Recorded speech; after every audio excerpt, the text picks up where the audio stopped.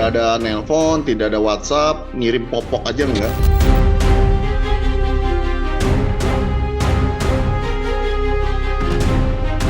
Nggak ada kiriman uang, nggak ada. Saya tanya, kamu ada mutasi rekening nggak nih? Ada kiriman mungkin dari VP, ngirim diam-diam, tapi nggak ngomong sama kamu.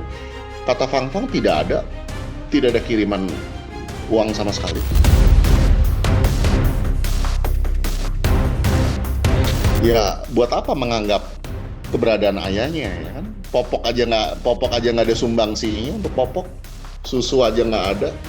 Yang beliin ya kita semua sebagai tim praktisi hukum.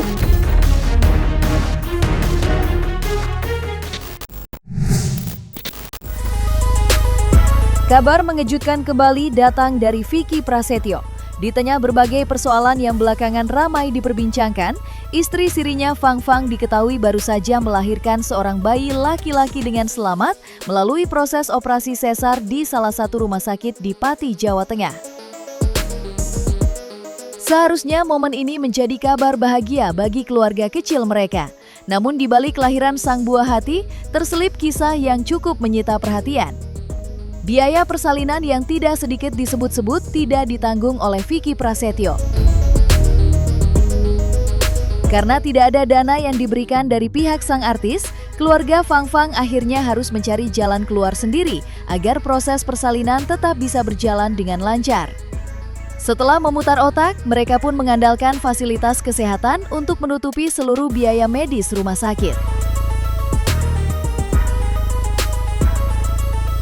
Ya, memang kehamilannya sedih ya dia ya. Kehamilannya sedih, tapi pada saat anak ini lahir semua kesedihan itu tuh hilang.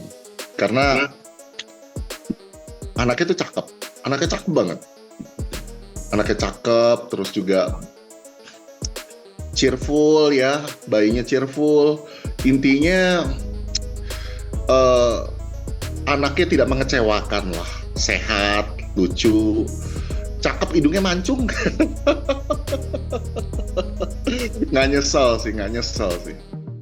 nyesel walaupun perilaku VP seperti itu, tapi jujur dengan lahirnya anak ini membawa kebahagiaan bagi satu keluarga Fang Fang ya.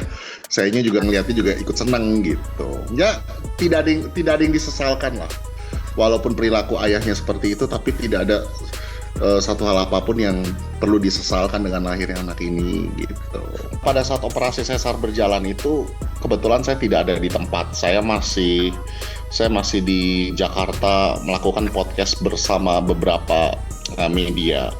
Jadi saya itu datang itu pada saat anak itu sudah lahir itu. Saya datang di hari Rabu. Lalu di hari Rabu saya standby di Pati itu sampai hari Jumat, tapi pihak VP masih tidak ada kabar, tidak ada update, tidak datang. Akhirnya saya pulang di hari Jumatnya. Setelah Fang Fang merasa tenang, baru bisa saya tinggalkan. Karena kan Fang Fang kan merasa takut sekali ditinggal oleh kami sebagai tim penasehat hukum, karena ada klaim-klaim dari pihak VP bahwa VP akan mengambil anaknya untuk tinggal sama dia gitu. Jadi saya menemani Fang Fang itu di Pati itu dari sejak anaknya lahir. Ya, di hari Rabu, Jumat baru saya pulang. Setelah Fang Fang merasa, "Dek, kamu udah bisa abang tinggal ya?" "Iya," gitu. "Udah tenang ya?" "Iya." Baru saya pulang ke Jakarta. Tidak ada nelpon, tidak ada WhatsApp, ngirim popok aja enggak. Ini kan Fang Fang itu kan BPJS-nya kelas 1. Ya kan? Nah, karena dari pihak keluarga itu mau lebih private, jadi pihak keluarga memindahkan ke VIP hanya dengan tambahan biaya 5 juta rupiah saja. Untuk semuanya ditanggung oleh BPJS. Menambah ruangannya kan dari kelas 1 kan BPJS kan di covernya kelas 1, dia Fang Fang upgrade ke VIP karena menginginkan privacy dari pihak keluarga. Jadi Fang Fang hanya menambah biaya 5 juta keluarganya. Fakta tersebut pun langsung memicu reaksi keras dari pihak Fang Fang. Mereka menilai kondisi yang sebenarnya jauh berbeda dengan pernyataan Vicky Prasetyo yang sebelumnya mengaku telah menyiapkan dana sebesar 50 juta untuk menyambut kelahiran putranya. Menurut keluarga Fang Fang, hingga proses persalinan selesai, Tidak pernah ada bukti mutasi rekening maupun aliran dana dari Vicky untuk membantu biaya rumah sakit atau memenuhi kebutuhan sang bayi. Klaim soal dana puluhan juta rupiah itu pun langsung dipertanyakan. Pihak Fang Fang bahkan menyebut bantuan yang diterima dari Vicky hanya sebesar Rp500.000. Namun uang tersebut bukan untuk biaya persalinan ataupun membeli perlengkapan bayi, melainkan hanya diperuntukkan sebagai uang makan.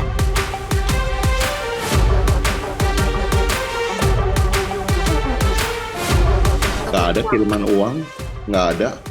Saya bahkan di rumah sakit waktu, saya nggak tahu per hari ini ya, tapi dari hari Selasa sejak anaknya lahir, Rabu, Kamis, Jumat sampai anaknya lahir, saya tanya, kamu ada mutasi rekening nggak nih? Ada kiriman mungkin dari VP, ngirim diam-diam, tapi nggak ngomong sama kamu.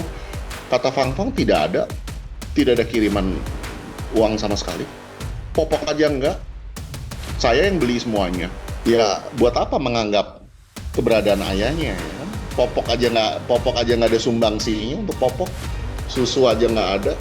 Yang beliin ya kita semua sebagai tim praktisi hukum, kita semua yang membelikan. Gitu. Maksud saya bukannya Fang Fang tidak mampu, ya, tapi kami melihat kan Fang Fang ini kan mungkin kalau ada penghasilan pun kan dia mungkin memiliki prioritas yang berbeda, dan ini kan seharusnya kewajiban VP. Ya, jadi inisiatif dari kami sebagai tim praktisi hukum yang harus membantu menyediakan fasilitas seperti ini untuk Fang Fang, ya kan? Papanya kan nggak ada, bapaknya kemana?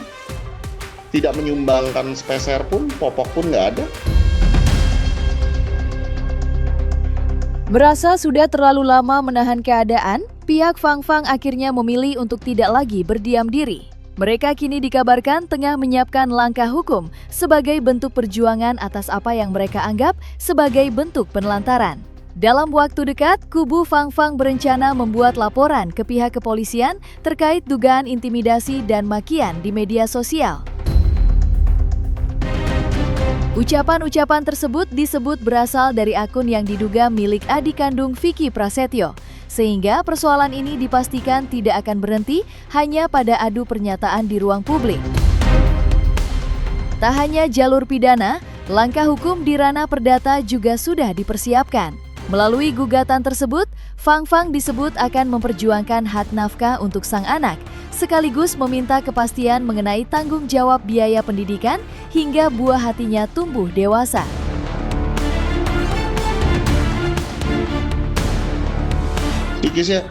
Psikis ya sedih. Kalau dibilang sedih ya sedih, pasti sedih ya. Melahirkan sendiri, ya kan, mengalami masa-masa kehamilan dari 1 sampai 9 bulan sendiri, ya. Plus masih diintimidasi, lalu diintimidasi oleh akun Instagram yang kami duga adiknya VP, ya. Lalu juga tidak cuma itu, VP pun juga memberikan statement seolah-olah, wah, welcome my son, kamu akan tinggal bersama-sama dengan kakak-kakakmu, kok begitu. Statement yang menurut saya kekanak-kanakan sekali begitu. Apa nggak ngerti hukum apa? Ya kan, bilang mau ngambil anak mengeluarkan statement seperti itu kan, itu seperti orang yang nggak mengerti hukum. Kita kan harus tahu bahwa undang-undang kita itu menjamin bahwa anak yang masih di bawah umur itu wajib untuk ikut dengan ibunya, tidak boleh dipisahkan dari ibunya, begitu. Belum tahu, karena Fang Fang bilang hal pertama yang akan dia lakukan pada saat jahitannya pulih adalah datang ke Jakarta untuk bertemu kami dan melaporkan DM intimidasi dan penghinaan itu dulu ke Polda. Bersama-sama dengan kami tim kuasa hukum sudah standby semuanya di Jakarta. Kan di situ ada kata-kata manusia, kamu manusia, kamu nggak punya apa-apa, kamu pengangguran, ya kan, kata-kata penghinaan merendahkan seperti itu kan masuknya pasal pidana penghinaan ringan. Akan kami laporkan itu, akan kami proses hukum. Fang Fang bilang dia cuma butuh waktu 2 minggu supaya dia bisa jalan. 2 minggu. Kami semua menunggu di sini. Iya. Cuman kan rekan saya mengatakan, udah bang kita masukin laporan dulu, nanti untuk Mbak Fang kesini tinggal BAP aja ya. Cuman saya sih kepinginnya pada saat proses laporan dimasukkan, Fangnya juga ada di sini. Jadi bisa sekalian press conference juga. Yang pertama saya menginginkan hak-hak anak saya. Biar bagaimanapun, walaupun ini pernikahan siri, dia tetap mempunyai seorang ayah, yang ayah itu memang ada keberadaannya.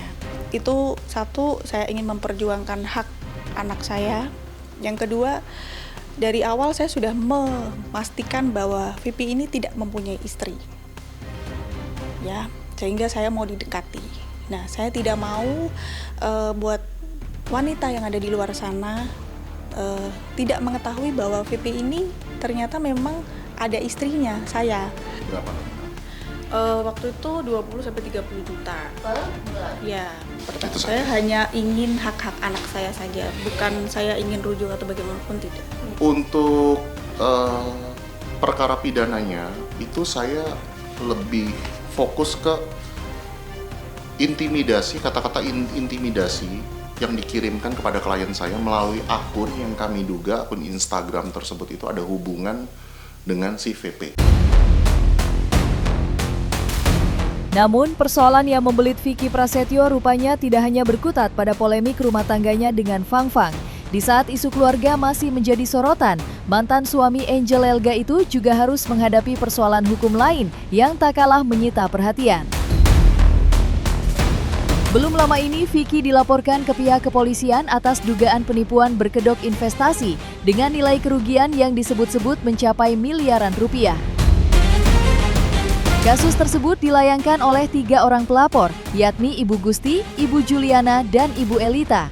Mereka mengaku awalnya tergoda dengan berbagai tawaran investasi yang dipresentasikan memiliki potensi keuntungan besar. Mulai dari bisnis kafe hingga proyek pengembangan lahan mini soccer, semuanya disebut sebagai peluang usaha yang menjanjikan dan diyakini mampu menghasilkan keuntungan menggiurkan. Namun harapan itu perlahan berubah menjadi kekecewaan. Hingga waktu yang dijanjikan berlalu, keuntungan yang dinanti tak kunjung diterima. Alih-alih memperoleh hasil investasi, para pelapor justru mengaku mengalami kerugian dengan nilai yang ditaksir mencapai miliaran rupiah. Jadi total kerugian, saya perlu sampaikan bahwa kalau dari Ibu Gusti ini totalnya 2,3 miliar. Kalau dari Ibu Juliana 600 juta, dari Ibu Elita 2,3 juga. Belum lagi yang lain menyusul, kita tidak tahu. Saya pribadi, saya Gusti, saya ini ada 3 kasus untuk Vicky Prasetyo, maaf VP, ya. Saya sebut inisial VP, ini 3 kasus. Yang pertama, saya itu dulu adalah, pertama kalinya saya bertemu dengan beliau itu, saya ini adalah penyewa lapangan mini soccer. Kemudian saya diajak oleh adiknya, N, itu untuk berinvestasi di mini soccer tersebut. Dia di bulan Januari 2023. Nah, investasi tersebut saya masukkan dana sebesar senilai 500 juta di tahun 2023 bulan Januari. Unsur penipuan menurut saya sendiri adalah bahwa dia mengaku tanah tersebut tanah dia. Usaha tersebut tertera di kontrak pun usaha oleh pihak pertama. Pihak pertama itu PT-nya beliau. Tetapi ternyata di ujung-ujungnya ketika bulan Mei, bulan Juni 2023, datanglah pemilik aslinya menemui saya yang mengatakan bahwa lapangan tanah tersebut milik dia, mini soccer tersebut milik dia, milik orang ini. Korban satunya lagi ini. Nah, dari situ saya baru terbongkar nih, ternyata di bulan Januari 2023 tanah ini lagi dalam proses agunan dengan bank swasta. Dan tanah tersebut di bulan Januari 2023 harusnya dikosongkan. Tetapi kenapa di Januari 2023 oleh adiknya adiknya ini yang berinisial M ini menawarkan kepada saya untuk diinvestasikan. Begitu juga kasusnya dengan teman saya, Mbak Juli. Jadi kalau saya ini di mini soccer, yang Mbak Yuli ini di area konser dan kafe di daerah situ. Yang membangun bukan beliau, yang membangun korban satu lagi yang harusnya hadir hari ini tapi izin tidak hadir. Kemudian berjalannya waktu itu di bulan Februari itu ada ulang tahun Kota Bekasi tahun 2023 namanya Bekasi Fair. Nah, waktu itu adiknya ini saya belum kontak-kontakan dengan VP ini. Saya belum kontak-kontakan, adiknya ini si N ini merayu saya, membujuk saya untuk berinvestasi, memodalkan uang senilai 500 dengan keuntungan nanti ditambah 50 katanya gitu. Pinjamlah dana kepada saya, total berjalannya selama 5 hari itu kurang lebih 1,3 M. Hingga detik ini saya belum dibayar. Ketiga, itu terkait dengan pinjaman pribadi. Dia bilang ada ibunya sakit lah, saya terus udah gitu gaji THR karyawan dan segala macam. Dia pinjam 390 something, hampir 400. Dia bilang kasih ke saya cek isinya 500 juta. Cek 500 juta. Saya bilang, buat apa 500 juta, pinjamnya nggak segitu, nggak apa-apa, disimpan aja. Masih ada bukti WhatsApp-nya juga. Nah, dari situ ketika tenggat waktunya cek tersebut bisa dicairkan, ketika saya cairkan ternyata isinya kosong. Dari 2023 sampai dengan saat ini, saya sudah berusaha menagih, ada Vicky membayar kepada saya, VP ini membayar kepada saya mencicil 5 juta, 10 juta, jadi yang di 2023 itu kurang lebih 35 juta, 2024 35 juta, 2025 35 juta, 2026 ini 10 juta. Jadi baru 80 juta yang saya terima, kurang lebih 80 juta hingga saat ini. Pada saat itu kami menjalin hubungan baik. Saya menjalin hubungan baik dengan VP ini, berteman gitu loh. Bahkan anaknya juga suka mampir di rumah, nginep di rumah. Kami biasa saja. Nah, saya tidak ada pikiran negatif tentang itu. Teman kami yang tidak bisa hadir pun sudah sempat melaporkan ini ke Polda Metro Jaya, betul, di tahun 2024. Nah, itu juga kita minta di follow up lagi Kak. Masih bisa dihubungi sampai dengan hari Sabtu minggu lalu pun saya masih menghubungi, masih mencoba menagih ke beliau, tapi beliau tidak ada respon. Jadi ya itu, niatan saya kemari itu tidak ada responnya. Dia tuh nanti ya hari Selasa, tapi ternyata tidak. Besok ya jam 12 siang, tapi ternyata tidak gitu loh. Dan mundur ya, hingga dari 2023 hingga sekarang saya merasa diacuhkan sama beliau.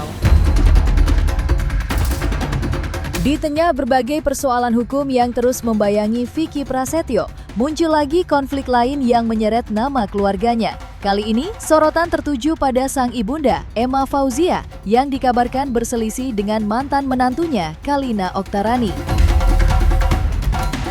Belum lama ini, Kalina mengungkapkan bahwa dirinya sempat mendapat tudingan pencemaran nama baik dari ibunda Vicky. Meski persoalan itu sudah berlangsung cukup lama, Kalina mengaku masih memilih membuka ruang mediasi. Baginya, penyelesaian secara kekeluargaan tetap menjadi jalan terbaik untuk mengakhiri perselisihan yang berlarut-larut. Sayangnya, harapan untuk berdamai harus kembali tertunda. Pertemuan yang sebelumnya telah direncanakan sebagai momen meluruskan kesalahpahaman mendadak batal terlaksana, sehingga proses mediasi yang dinantikan banyak pihak pun belum bisa terwujud. Di saat kehadirannya dinanti untuk mewakili sang ibunda, Vicky Prasetyo justru tidak datang secara langsung. Ia hanya menyampaikan permohonan maaf dari kejauhan melalui sambungan telepon dan video call, seraya mengungkapkan penyesalannya atas polemik yang terjadi.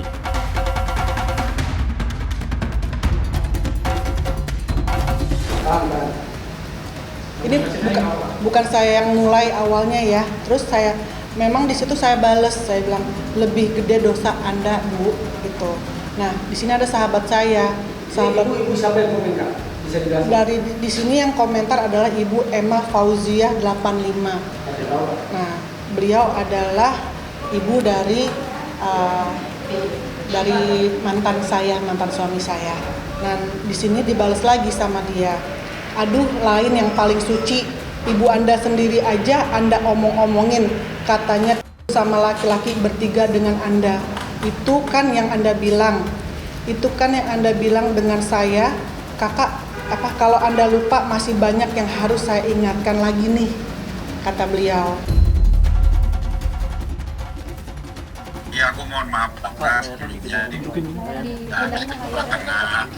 Yang pertama, aku mewakilkan Ibu Emma Fauzia. Aku mohon maaf yang sebesar-besarnya untuk Mbak Kalina, juga Bang Dhani sebagai kuasa hukum dan lain-lainnya. Ya, atas mungkin ada selisih komen atau komunikasi yang kurang berkenan di Mbak Kalina, aku secara pribadi mewakilkan Mama Emma mohon dibukakan pintu maaf yang seluas-luasnya. Ya semoga setelah ini jadi pembelajaran untuk kedepannya bisa lebih hati-hati buat menggunakan sosial media juga atau apapun atau yang menyangkut tentang ya ketidakperkenanan lah dan lain-lain gitu. Itu aja sih dari saya sebelumnya. Ya ada Mbak Kalina juga tuh, ya Mbak Kalina dan kuasa hukumnya Mas Dani dan tim semuanya dan lain-lain. Ya sekali lagi atas nama ibunda saya Mama Emma mohon diperkenankan untuk dibukakan pintu maaf yang seluas-luasnya. Ya kemarin ya kita namanya anak dan ibu ya pasti udah mengambil sikap duluan lah, tapi aku juga udah koordinasi dengan Mama Emma gitu. Udahlah nanti aku memang ada momen yang waktu yang tepat banget, nanti pasti aku akan ya ketemu juga lah sama Mbak Kalina juga gitu loh, sama tim kuasa hukum juga, karena sejauh ini juga nggak ada konflik yang bagaimana aja sih gitu. Itu aja sih Mbak. Saya sih pengennya tuh untuk ketemu secara langsung, tapi beliau bilang, katanya beliau mengatakan bahwa beliau sedang ada urusan keluar kota, dan juga di hari yang sama juga katanya ibunya sakit. Oke, kita paham itu. Saya jujur, saya pun sekarang lagi sakit. Sekarang saya sakit, tapi saya mencoba untuk kooperatif ya, supaya masalah ini cepat selesai. Kalau dibilang kecewa, ya ada rasa kecewa. Tapi balik lagi masa orang sakit itu kita paksa.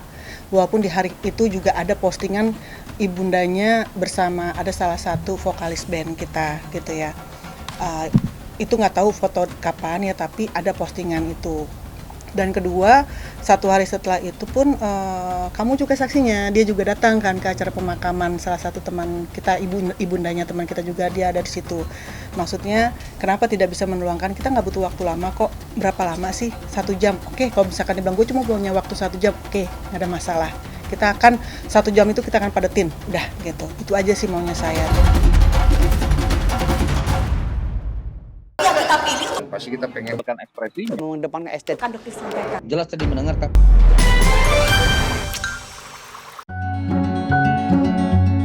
Dan jangan lupa untuk like, subscribe dan juga share channel YouTube Cumi Cumi.